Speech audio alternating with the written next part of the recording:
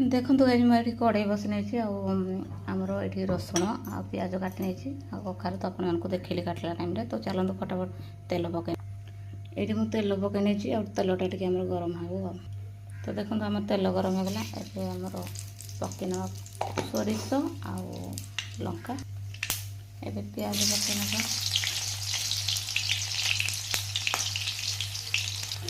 तो देखो गाइज आमर पिज हो आसला तो आम पकईना रसुण रसुण पकईद झी ए मत बहुत डिस्टर्ब करुँच भिडियो कला बेले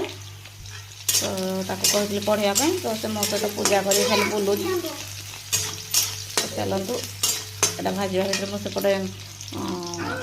मोर शाग को भी धोई नहीं सजना शाग को आ लाइट टे अप डाउन हो तो चलतु यहाँ भल भाव हो जाओ देखो गाइज मोर पिज रसुण हो आसला आ लाइट में खाली गोटे